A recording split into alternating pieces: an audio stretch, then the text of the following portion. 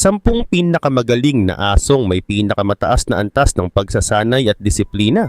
Ang pag-aalaga ng aso ay nagbibigay ng kasiyahan at kaligayahan sa maraming pet owners. Bukod sa pagiging tapat na kasama, ang mga aso ay nagbibigay ng emotional support at nagdudulot ng positibong epekto sa kalusugan ng kanilang mga tagapag-alaga. Kaya naman hindi nakapagtataka na maraming tao ang nahuhumaling sa pag-aalaga ng aso. Pero maliban sa mga karaniwang aso ay may iba't ibang breed ng aso na talaga namang maituturing na maaasahan. Kung kaya't sa video na ito ay kikilalanin natin sila. Pero bago tayo magsimula ay baka pwedeng paki-like at subscribe ng video na ito. Malaking tulong at bagay na ito sa aming mga content creators. Maraming salamat po. Kaya naman simulan na natin. Number 1, Border Collie. Ang Border Collie ay galing sa boundary ng Scotland at England. Kaya tinawag silang Border Collie. Noong unang panahon ay ginagamit sila bilang mga asong pastol para bantayan at gabayan ang mga tupa. Hanggang ngayon ay sila pa rin ang pinakamagaling sa ganitong gawain dahil sa talino at kasipagan nila. Ang Border Collie ay napakatalino. Madali silang turuan at kayang tandaan ang maraming salita at utos. Ayon sa mga pag-aaral, kaya nilang tandaan ang higit sa 1,000 words para silang naiintindihan ang sinasabi ng tao. Maliban dito, may kakaibang paraan sila sa pagpapastol gamit ang kanilang matalim na titig na tinatawag na the eye. Sa pamamagitan ng kanilang titig ay nakokontrol nila ang galaw ng mga tupa kahit hindi sila kumikilos o tumatahol. Dahil dito ay mas madali nilang napapakalma at naituturo ang direksyon na gusto nilang puntahan ng kawan. Samantala, hindi lang sa pagpapastol magaling ang Border Collie. Madalas din silang ginagamit sa search and rescue operations dahil sa talino at bilis nila. Mabilis nilang naaamoy at natutunton ang mga nawawalang tao kahit pa nasa malalayong lugar o nakatago sa mga makakapal na halaman. Isa sa mga kilalang kwento tungkol dito ay noong 2016 nang ang isang Border Collie na nagngangalang Blitz ay nakahanap ng nawawalang babae sa England na hindi nakita ng ibang rescuers. Talagang maasahan ng Border Collie sa ganitong klase ng trabaho. Sikat din ng Border Collie sa larangan ng entertainment. Dahil sa talino nila ay madalas silang lumalabas sa mga pelikula at palabas sa telebisyon. Isa sa mga kilalang pelikula na ginampanan nila ay ang Babe, kung saan naging asong pastol sila. Lumabas din sila sa mga pelikulang Animal Farm at Snow Dogs at sa seryeng Mad About You. Madali kasi silang turuan ng mga tricks at galaw kaya bagay sila sa harap ng kamera. Maraming tao ang humahanga sa kanila dahil sa galing nilang umarte at sumunod sa utos. Bukod sa talino at galing sa trabaho, ang Border Collie ay mapagmahal at tapat na alaga. Gustong-gusto nilang kasama ang kanilang amo at masaya sila kapag may ginagawa. Pero dahil mataas ang enerhiya nila, ay kailangan nila ng sapat na ehersisyo araw-araw. Mahilig silang maglaro at mag-isip kaya kailangan nila ng mga larong nagpapatalino tulad ng fetch o agility training.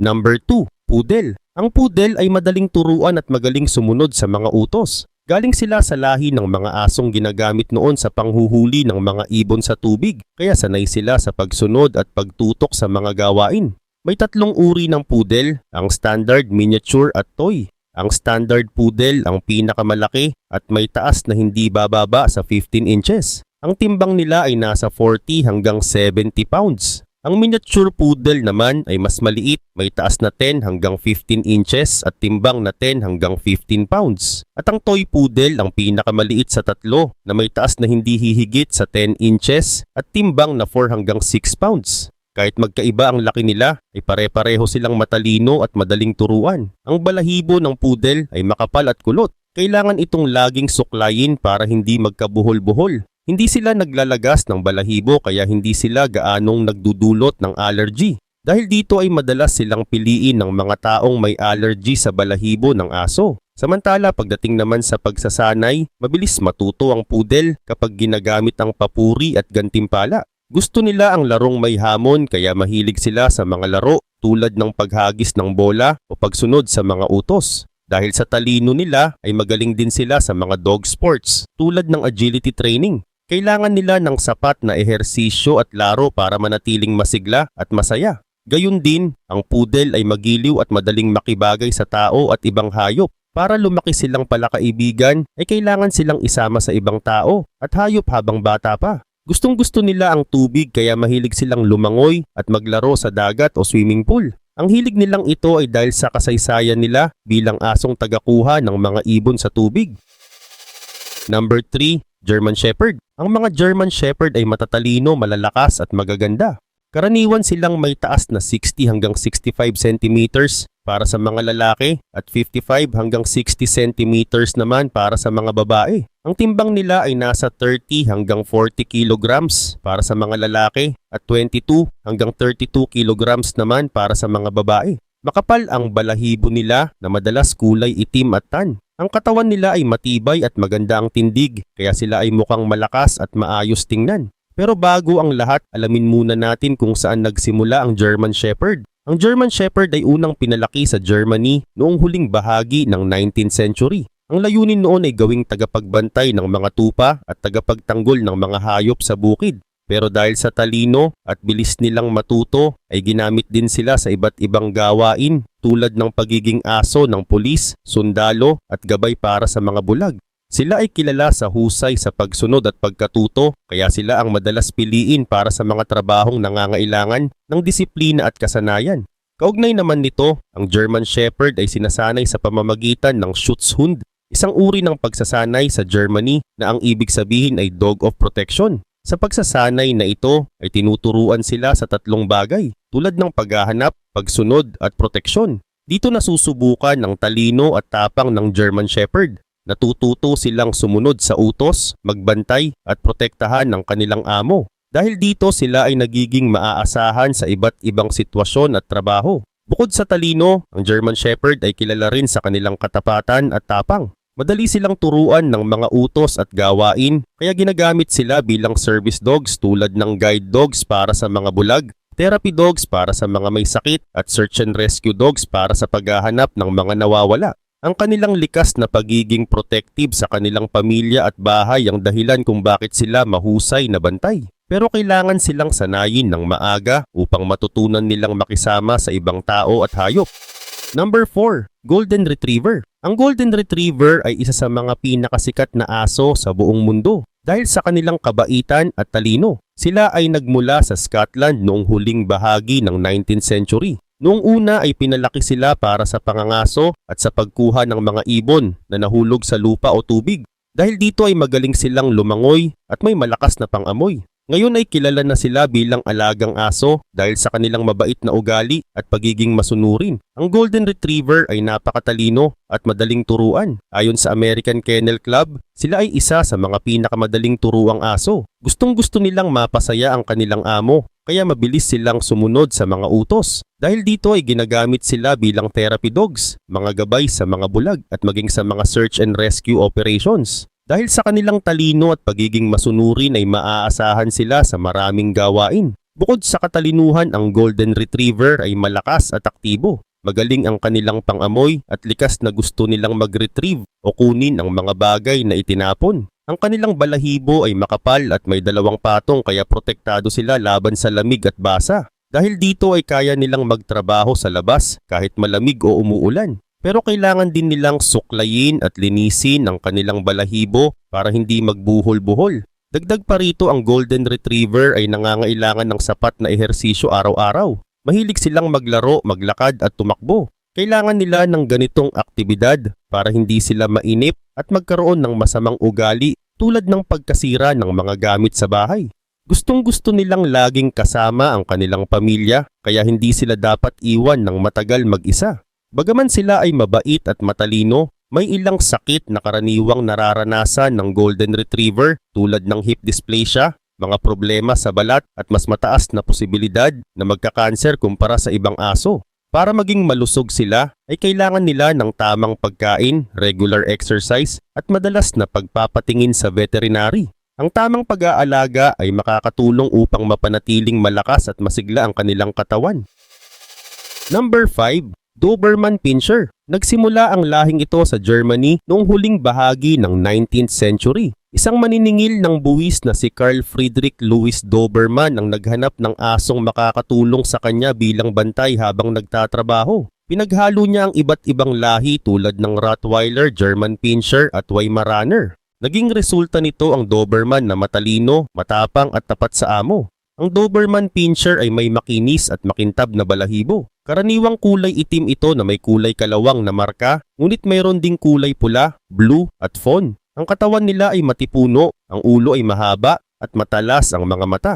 Ang mga lalaking Doberman ay karaniwang may taas na 68 hanggang 72 centimeters at timbang na 40 hanggang 45 kilograms. Habang ang mga babae naman ay may taas na 63 hanggang 68 centimeters at timbang na 32 hanggang 35 kilograms. Ang Doberman Pinscher ay kilala sa kanilang talino at bilis matuto. Madali silang turuan kaya madalas silang gamitin sa trabaho ng pulisya, militar at search and rescue operations. Dahil likas silang alerto at tapat sa kanilang amo, ay naging kilala sila bilang magagaling na aso. Sila ay madaling umintindi at sumunod sa mga utos, kaya mahusay silang kasama sa iba't ibang gawain. Kahit na matapang ang itsura nila, ang mga Doberman ay mapagmahal at malambing sa kanilang pamilya. Madalas silang tinatawag na Velcro Dogs dahil gusto nilang laging kasama ang amo nila. Gustong-gusto nilang mapalapit sa kanilang pamilya, kaya nagiging mabuting alaga at kasama sa bahay. Pero dahil malakas ang enerhiya nila, ay kailangan nila ng sapat na ehersisyo at gawain araw-araw. Kung hindi nila ito makukuha, ay maaaring maging maligalig o mainipin sila. Para naman maging masunurin at maayos ang ugali ng Doberman, kailangan silang sanayin mula pagkabata. Sa edad na 8 hanggang 16 weeks ay mahalagang ipakilala sila sa iba't ibang tao at kapaligiran para masanay silang makisalamuha. Ang tamang socialization at pagsasanay ang magpapaunlad sa kanilang ugali para maging magalang at disiplinadong aso. Ang consistency o palaging pagsasanay sa kanila ang susi para maging masunurin at disiplinado ang isang Doberman. Number 6. Shetland Sheepdog. Ang Shetland Sheepdog o Sheltie ay maliit pero napakatalinong aso na galing sa Shetland Islands sa Scotland. Ginawa sila para magbantay at mag-alaga ng mga tupa sa matitinding panahon sa isla. Dahil dito ay naging maliksi, alerto at madaling turuan ang mga Sheltie. Kamukha nila ang malaking collie pero mas maliit at may sariling ugali at kakayahan. Gayun din naman, mabilis silang matuto at madaling sumunod sa utos. Kailangan lang ng ilang ulit ng pagsasanay para matutunan nila ang bagong utos. Mahusay din silang sumunod sa mga utos ng halos walang pagkakamali. Dahil dito ay madalas silang nananalo sa mga kompetisyon tulad ng agility at obedience. Mahilig silang magpasaya ng kanilang amo kaya madaling sanayin lalo na kung gagamit ng positibong paraan ng pagsasanay tulad ng pagbibigay ng rewards gaya ng pagkain o papuri. Bukod sa talino, ang Sheltie ay mapagmahal at loyal rin na kasama. Gustong-gusto nilang laging kasama ang kanilang pamilya. Kung saan magpunta ang amo, ay susunod din sila. Mahiyain sila sa hindi nila kilala pero hindi sila aggressive. Mas gusto nilang tumahol bilang babala kaysa umatake. Dahil alerto sila, ay magaling silang bantay sa bahay. Pero dahil sensitive sila, ay hindi dapat iwan ng matagal dahil baka malungkot o magka-anxiety sila. Dagdag pa rito, ang Sheltie ay may makapal at maganda na balahibo na nangangailangan ng regular na pagsusuklay. May iba't ibang kulay ang kanilang balahibo tulad ng sable, tricolor at blue merle. Kailangan silang suklayin ng madalas para hindi magkabuhol-buhol at manatiling malinis ang kanilang balahibo. Kahit makapal ang balahibo nila, ay maliliksi at aktibo pa rin ang mga Sheltie. Kailangan din nila ng regular exercise tulad ng paglalakad, pagtakbo at paglalaro para manatiling malusog at masaya.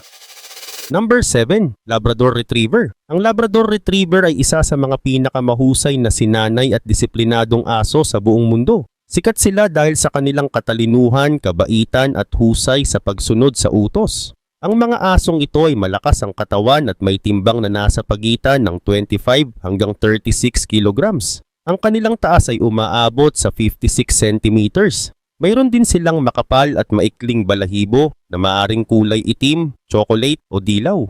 Gayun din naman ang Labrador Retriever ay palakaibigan at masayahin. Mahilig silang makipaglaro sa mga bata, matatanda at pati na rin sa ibang alagang hayop. Dahil puno sila ng energies, ay kailangan nila ng regular exercise tulad ng paglalakad, pagtakbo o paglalaro. At kung hindi sila nakakakuha ng sapat na activities, ay maaring mainip sila o maging maligalig.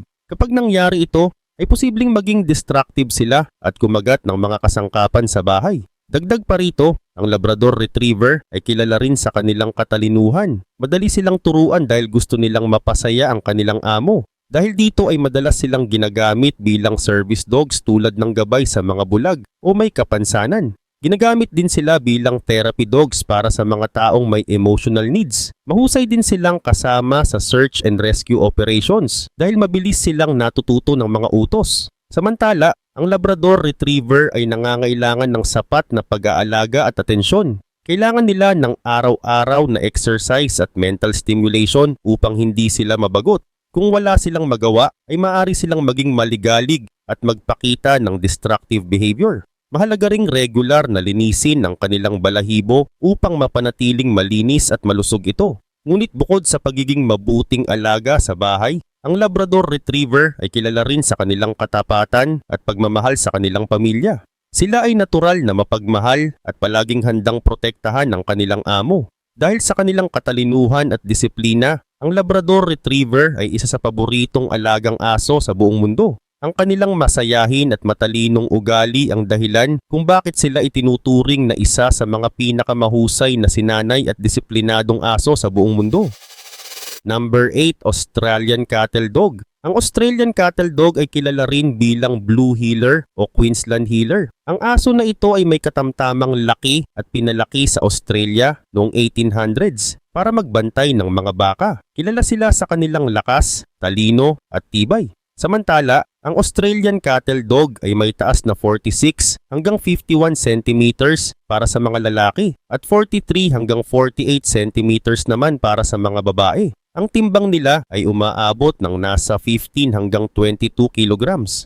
Mayroon silang dobling balahibo na maikli pero makapal. Ang karaniwang kulay nila ay blue na may spots o pula na may spots. Kapag ipinanganak, ang mga tuta nila ay puti, pero habang lumalaki ay nagiging blue o red ang kanilang kulay. Ang buntot nila ay mahaba at bahagyang naka-curve kapag nagpapahinga. Sa katunayan, ang ugali ng Australian Cattle Dog ay matalino, tapat at matapang. Mahal nila ang kanilang pamilya pero minsan ay mailap sa mga hindi nila kilala. Dahil likas sa kanila ang magpastol, minsan ay nangangagat sila ng sakong kapag nasasabik. Kailangan silang sanayin ng maaga para maiwasan ito. Sila rin ay likas na mapagbantay kaya mahilig silang tumahol kapag may nararamdaman silang kakaiba. Gustong-gusto rin nila ang laging may ginagawa at ayaw nilang mabagot. Bukod pa rito, ang lahing ito ay may mataas na energy level kaya kailangan nila ng mahigit 2 oras ng exercise araw-araw. Mahilig sila sa hiking, agility training at paglalaro ng fetch. Bukod sa physical activities ay kailangan din nila ng mental exercise. Dahil matalino sila, ay madali rin silang turuan pero kailangan ng pasensya at consistency sa pagsasanay.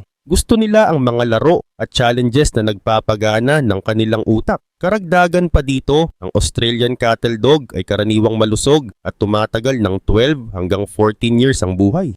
May mga pagkakataon din na ang ilan sa kanila ay umaabot ng mas matagal tulad ni Bluey, na isang Australian Cattle Dog na nabuhay ng 29 and a half years na siyang may hawak ng Guinness World Record bilang pinakamatandang aso. Pero tulad ng ibang aso ay maaari rin silang magkaroon ng karaniwang sakit tulad ng hip at elbow dysplasia at pagkabingi.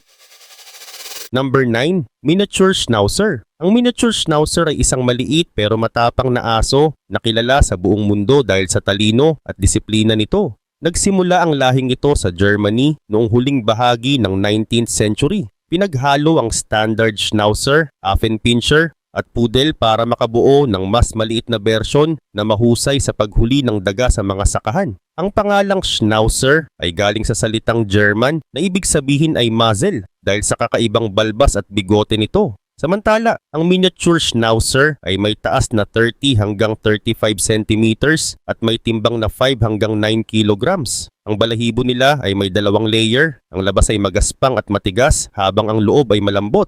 Ang mga kulay ng balahibo nila ay salt and pepper at itim. Kilala rin sila sa pagkakaroon ng makapal na kilay at balbas na nagbibigay sa kanila ng kakaibang hitsura. Ngunit kahit maliit ang Miniature Schnauzer ay may nice personality. Sila ay friendly, masigla at mahilig makipaglaro. Matalino sila kaya mabilis matuto ng utos at trick. Pero minsan ay matigas ang ulo nila kung hindi naturuan ng maaga. Kaya mahalaga ang maagang pagsasanay at socialization para lumaki silang masunurin at magalang sa tao at ibang hayop.